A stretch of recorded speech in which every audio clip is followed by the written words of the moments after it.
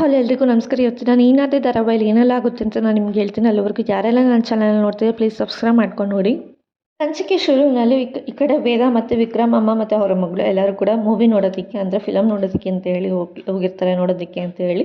Ticket ತೊಗೊಳೋದಕ್ಕೆ ಅಂತೆಲ್ಲ ಕ್ಯೂವಲ್ಲಿ ನಿಂತ್ಕೊಂಡಿರ್ತಾರೆ.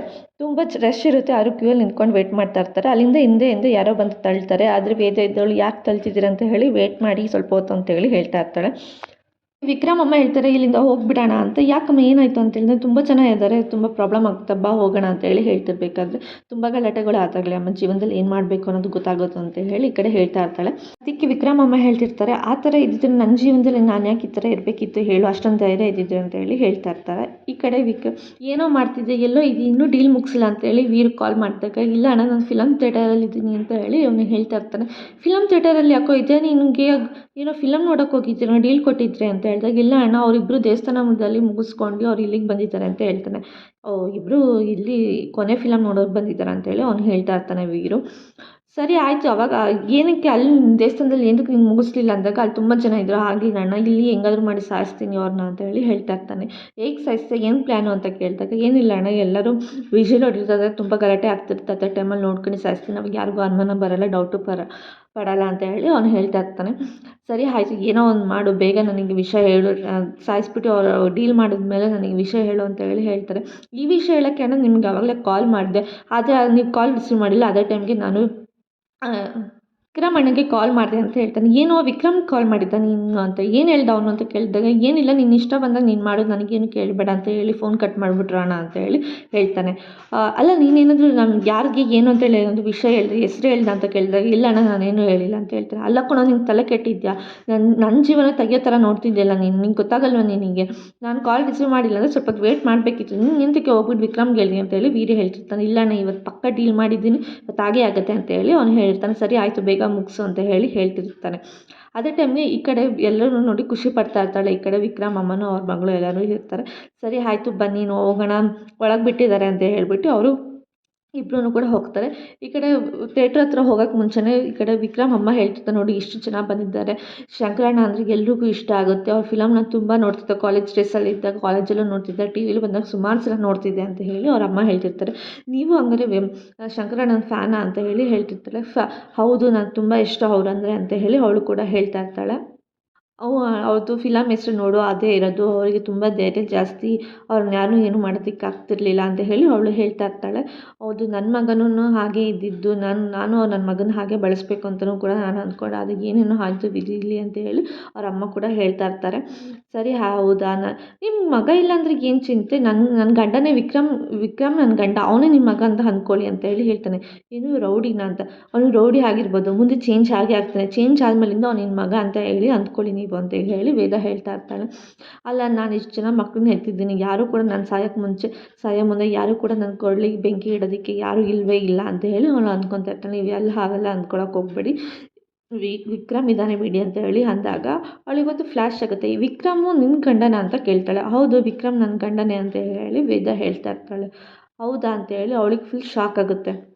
ಅದು ರೋಡಿಗಳನ್ನ ಹೊಡೆದಾಡ್ತಾ ಇರ್ತಾನೆ, ಅದನ್ನು ನೋಡಿ ಇವನೇ ವಿಕ್ರಮ್ ಅಂತ ಅಂದ್ಕೊಂಡಿರ್ತಾಳೆ. ವೀರನ್ನ ನೋಡಿಬಿಟ್ಟು ವಿಕ್ರಮ್ ಅಂತ ಅಂದ್ಕೊಂಡಿರ್ತಾಳೆ. ಯಾಕಂದರೆ ಅವ್ರ ಅಪ್ಪನೂ ಹೇಳ್ತಿರ್ತಾರೆ ಅಲ್ಲಿ ನೋಡಿ ಜನಗಳನ್ನೆಲ್ಲ ಹೊಡಿತಾ ಇರ್ತಾನಲ್ಲ ಅವನೇ ವಿಕ್ರಮು ಅಂತ ಹೇಳಿ ಸುಳ್ಳು ಹೇಳಿರ್ತಾನೆ.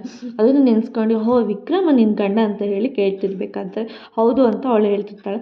ವಿಕ್ರಮ್ ಅವ್ರ ಅಪ್ಪನ ಹೆಸರು ಹೇಳ್ತೀಯ ಅಂತ ಕೇಳ್ತಾಳೆ ಅವ್ರ ಅಮ್ಮನೂ ಕೂಡ. ವಿಕ್ರಮ್ ಅವ್ರ ಅಪ್ಪನ ಹೆಸರನ್ನ ಹೇಳ್ತೀನಿ ನನಗೆ ಗೊತ್ತು ಅಂತ ಹೇಳ್ತಿರ್ಬೇಕಾದ್ರೆ ಹೌದಾ ಅಂತ ಅದೇ ಟೈಮ್ಗೇನೋ ಅವ್ರ ತಂಗಿದ್ದಳು ಹ್ಞೂ ಅಣ್ಣ ಹ್ಞೂ ಅಮ್ಮ ಅಣ್ಣನ ಹೆಸರು ವಿಕ್ರಮ್ ಅಂತ ಹೇಳಿ ಹೇಳ್ತಾ ಇರ್ತಾಳೆ. ಹೌದಾ ನಂಬಕ್ಕೆ ಆಗ್ತಿಲ್ಲ ವಿಕ್ರಮ್ ನಿನ್ನ ಗಂಡ ಅಂತ ಹೇಳಿದಾಗ ಸರಿ ಆಯಿತು ಅವ್ರ ಅಪ್ಪನ ಹೆಸರು ಹೇಳು, ನಿಮ್ಮ ಮಾವನ ಹೆಸರು ಹೇಳು ಅಂದಾಗ ಅದೇ ಟೈಮ್ಗೆ ಅಲ್ಲಿ ಥಿಯೇಟರಲ್ಲಿ ಎಂಟ್ರಿ ಕೊಡ್ತಿರೋರು ಇಲ್ಲ ಟೈಮ್ ಆಯಿತು ಬನ್ನಿ ಅಂತ ಹೇಳಿ ಒಳಗಡೆ ಕಳಿಸ್ಬಿಡ್ತಾರೆ. ಅವ್ರು ಒಳಗಡೆ ಹೋಗಿ ನಿಂತ್ಕೊಂಡಿರ್ತಾರೆ.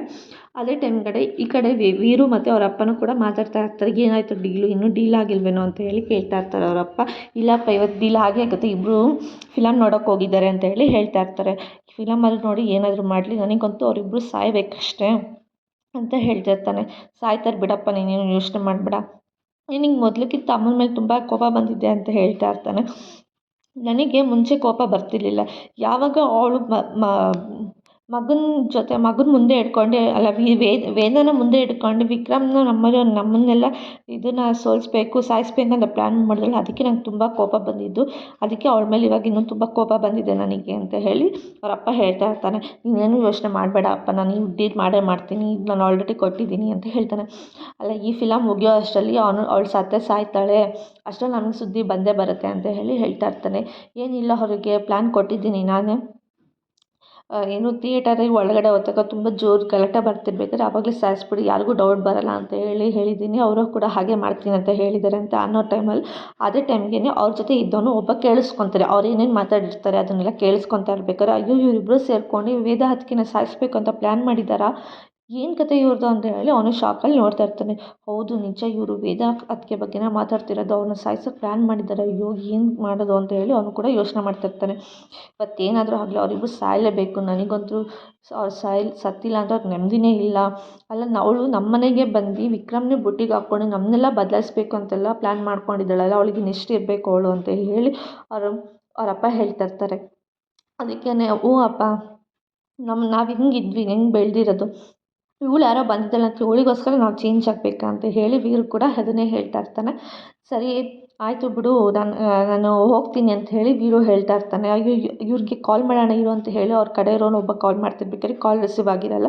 ಸರಿಯಪ್ಪ, ನಾನು ಬೇರೆ ಕಡೆ ಡೀಲ್ ಇದೆ, ನಾನು ಹೋಗ್ತೀನಿ ಅಂತ ಹೇಳಿ ಹೋಗ್ತಿರ್ಬೇಕಾದ್ರೆ, ಸರಿ ಹೋಗು, ಬರ್ತಾ ಬೇಕಾದರೆ ಮಟನ್ ತೊಗೊಬಾ ಅಂತ ಹೇಳ್ತಾನೆ. ಸರಿ ಅಪ್ಪ ತೊಗೊಬರ್ತೀನಿ, ಪಾರ್ಟಿ ಮಾಡೋಣ ಅಂತ ಹೇಳಿ ಅವನು ಹೊರಟೋಗ್ತಾನೆ. ಇವತ್ತು ಪಕ್ಕ ಸಾಯ್ತಾರೆ ಇವರಿಬ್ಬರು ಅಂತ ಹೇಳಿ ಇವ್ರ ಕಡೆ ಅವರಪ್ಪ ಯೋಚನೆ ಮಾಡ್ತಿರ್ತಾರೆ. ಇವನು ಅದನ್ನೆಲ್ಲ ವಿಷಯ ಕೇಳಿಸ್ಕೊಂಡು ಅವರಿಗೆ ಹೇಳಬೇಕು ಅಂತ ಹೇಳಿ ಓಡೋಡಿ ಬರ್ತಾ ಇರ್ತಾನೆ. ಬಟ್ ಎಷ್ಟೊಂದು ಸಲ ಕಾಲ್ ಟ್ರೈ ಮಾಡ್ತಾನೆ ಇರ್ತಾನೆ ವಿಕ್ರಮ್ಗೆ ಕಾಲ್ ರೀಚೇ ಆಗ್ತಿರಲ್ಲ. ಅದೇ ಟೈಮ್ಗೆ ಲಂಬು ಅಂತ ಇರ್ತಾನೆ, ಅವನಿಗೂ ಕೂಡ ಕಾಲ್ ಮಾಡೋಣ ಅಂತ ಅಂದಾಗ ಅವ್ನು ಕಾಲ್ ಕೂಡ ರಿಸೀವೇ ಮಾಡ್ತಿರಲ್ಲ. ಏನು ಮಾಡೋದು, ಇವರು ಬೇರೆ ರಿಸೀವ್ ಮಾಡ್ತಿಲ್ಲ, ಅಲ್ಲಿ ನೋಡಿದ್ರೆ ಅದಕ್ಕೆ ಬೇರೆ ಡೀಲ್ ಮಾಡಿದ್ದಾರೆ, ಏನು ಮಾಡೋದು ಅಂತ ಅವ್ನು ನಿಂತ್ಕೊಂಡು ಯೋಚನೆ ಮಾಡ್ತಿರ್ಬೇಕಾದ್ರೆ, ಸರಿ ಆಯಿತು ನಾನೇ ಹೋಗಿ ಹೇಳ್ತೀನಿ ಅಂತ ಹೇಳ್ಬಿಟ್ಟು ಅವನು ಓಡೋಗೋಕ್ಕೆ ಟ್ರೈ ಮಾಡ್ತಾ ಇರ್ತಾನೆ. ಈ ಕಡೆ ವಿಕ್ರಮ್ ಮತ್ತು ಲಂಬುನು ಇಬ್ಬರೂ ಕಲೆಕ್ಷನ್ಗೆ ಅಂತ ಹೇಳಿ ಬಂದಿರ್ತಾರೆ. ಅದಕ್ಕೇ ಕಲೆಕ್ಷನ್ ಮಾಡ್ತಾ ಇರ್ತಾನೆ. ಇವನು ಈ ಕಡೆ ಓಡಿ ಬರ್ತಾ ಇರ್ತಾನೆ. ಈ ಕಡೆ ಕಲೆಕ್ಷನ್ ಮಾಡ್ತಿರ್ಬೇಕಾದ್ರೆ ಲಂಬು ಕೇಳ್ತಾನೆ, ಯಾಕೋ ಇಷ್ಟೊಂದು ಕಮ್ಮಿ ಕೊಟ್ಟಿದ್ಯಾ ಅಂತ. ವ್ಯಾಪಾರ ಆಗಿಲ್ಲ ಅಣ್ಣ ಅಂತೇಳಿ ಅವನೇ ಹೇಳ್ತಾ ಇರ್ತಾನೆ. ಸರಿ ಆಯಿತು, ಹೋಗಿ ಅಂಗಡಿ ಕ್ಲೋಸ್ ಮಾಡು ಅಂತ ಹೇಳ್ತಾನೆ. ನೀನು ಯಾಕೋ ನಿಂದು ಯಾಕೋ ಕಮ್ಮಿ ಇದೆ ಅಂತ ಕೇಳಿದಾಗ ನಂದು ವ್ಯಾಪಾರ ಆಗಿಲ್ಲ ಅಂತ ಹೇಳ್ತಿರ್ತಾನೆ. ನಿಮ್ಮದೇನು, ನೀವು ಅಣ್ಣ ಒಳ್ಳೆ ಮೂಡಲ್ಲಿದ್ದಾರೆ, ಇವತ್ತು ರಕ್ತದಲ್ಲಿ ಅಂಟಬಾರ್ದಂತ ಅವ್ರು ಹಂಗಿದ್ದಾರೆ ಅಷ್ಟೇ ಅಂತ ಹೇಳಿ ಹೇಳ್ತಾ ಇರ್ತಾನೆ. ಅದಕ್ಕೇ ವಿಕ್ರಮ್ ಇದ್ದವನು, ಸರಿ ಆಯಿತು ಬಾರೋ ಅವ್ರು ಎಷ್ಟು ಕೊಟ್ಟಿದ್ದಾರೆ ಅಷ್ಟು ಇಸ್ಕೊಂಡು ಬಾ ಅಂತ ಹೇಳಿ ಕರ್ಕೊಂಡು ಬರ್ತಾ ಇರ್ತಾನೆ. ಅದೇ ಟೈಮ್ಗೆ ಅವನು ಬರ್ತಿರೋನು ಬಂದುಬಿಟ್ಟು ನಿಂತ್ಕೊತಾನೆ. ಯಾಕೋ ಏನೋ ಆಯಿತು ಅಂತ ಹೇಳಿ ಅವರಿಬ್ಬರೂ ಕೇಳ್ತಾ ಇರ್ತಾರೆ. ಯಾಕೆ ಇಷ್ಟೊಂದು ಅರ್ಜೆಂಟಲ್ಲಿ ಬಂದಿದೆ, ಯಾರಿಂದ ಏನಾದರೂ ಪ್ರಾಬ್ಲಮ್ ಆಯಿತಾ ನಿನಗೆ ಅಂತ ಕೇಳ್ತಾರೆ. ನನಗೆ ಯಾರಿಂದನೂ ಪ್ರಾಬ್ಲಮ್ ಆಗಿಲ್ಲ, ಒಂದು ಸಮಸ್ಯೆ ಆಗಿದೆ ಅಂತ ಹೇಳ್ತಾನೆ. ಏನು ಸಮಸ್ಯೆ ಅಂತ ಕೇಳಿದಾಗ, ಏನಿಲ್ಲ, ಹತ್ಕೆಗೆ ಸಾಯಿಸೋಕ್ಕೆ ಅಂತ ಡೀಲ್ ಕೊಟ್ಟಿದ್ದಾರೆ ವೀರಣ್ಣ ಮತ್ತು ಅಪ್ಪ ಅಂತ ಹೇಳಿ ಹೇಳ್ತಾನೆ. ಹೌದಾ, ಯಾರು ಏನು ಹೇಳ್ತೆ, ನಿಜ ಹೇಳ್ತಿದ್ದೆ ತಾನೆ, ಹ್ಞೂ ಅಂತ ಹೇಳಿ ಹೇಳ್ತಾನೆ. ಆವಾಗ ಅವನು ಫ್ಲ್ಯಾಶ್ ಬ್ಯಾಕಿಗೆ ಹೋದಾಗ ಹೇಳ್ತಾನೆ, ಅವ್ರು ಏನೇನು ಮಾತಾಡಿದ್ರು, ಅವ್ರು ಯಾರ್ಯಾರಿಗೆ ಡೀಲ್ ಕೊಟ್ಟಿದ್ದು, ಯಾವಾಗ ಸಾಯಿಸ್ಬೇಕು ಅಂತ ಹೇಳಿರೋದು, ಥಿಯೇಟರ್ಗೆ ಹೋದಾಗ ಹಿಂಗೆ ಸಾಯಿಸ್ಬೇಕು ಅಂತ ಹೇಳಿರೋದು ಎಲ್ಲನೂ ಅವ್ರು ಮಾತಾಡಿರೋದನ್ನ ಎಲ್ಲನೂ ವಿಕ್ರಮ್ಗೆ ಅವನು ಹೇಳ್ತಾ ಇರ್ತಾನೆ. ಸರಿ ಆಯಿತು ಅಂತ ಹೇಳ್ಬಿಟ್ಟು ಅವನಿಗೆ ಫುಲ್ ಶಾಕ್ ಆಗುತ್ತೆ ವಿಕ್ರಮ್ಗೆ. ಅದಾದಮೇಲೆ ಈ ಕಡೆ ನೋಡಿದ್ರೇ ಇವರೆಲ್ಲರೂ ಇವರಿಬ್ಬರೂ ಕೂಡ ಥಿಯೇಟರಿಗೆ ಬಂದು ನಿಂತ್ಕೊಂಡಿರ್ತಾರೆ. ಏನು ಮಾಡ್ತಾರೆ ಇವರು, ಒಂದು ನಿಮಿಷ ಹೇಳಿ ಬೇತಾಳಂಗೆ ಕಾಲ್ ಮಾಡ್ತೀನಿ ಅಂತ ಹೇಳ್ಬಿಟ್ಟು ಕಾಲ್ ಟ್ರೈ ಮಾಡ್ತಾನೆ. ಕಾಲ್ ಮಾಡಿದ್ರೆ ಅವ್ರು ರಿಸೀವೇ ಮಾಡಿರಲ್ಲ.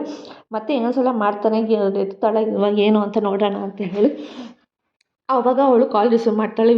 ಆವಾಗ ವಿಕ್ರಮ್ ಹೇಳ್ತಾ ಇರ್ತಾನೆ, ನೋಡು ಬೇತಾಳ, ನಿನಗೊಂದು ಪ್ರಾಬ್ಲಮ್ ಇದೆ, ಏನೇ ಆಗಿರಲಿ ಎಲ್ಲೇ ಇದೆಯಾ ಹಾಗೆ ಬಂದ್ಬಿಡು ನೀನು, ನಾನು ಅಲ್ಲಿ ಬರ್ತೀನಿ ಥಿಯೇಟರ್ ಹತ್ರ ಅಂತ ಹೇಳ್ತಾ ಇರ್ತಾನೆ. ನನಗೇನು ಕೇಳಿಸ್ತಾ ಇಲ್ಲ ನೀನು ಹೇಳ್ತಿರೋದು, ಇಲ್ಲಿ ಫುಲ್ ತುಂಬ ಗಲಾಟೆ ಇದೆ ಅಂತ ಹೇಳಿದಾಗ, ಸರಿ ಆಯಿತು ಬಂದರೆ ನಾವೇ ಹೋಗೋಣ ಅಂತ ಹೇಳಿಬಿಟ್ಟು ಅವ್ನು ಕರ್ಕೊಂಬರ್ತಾರೆ.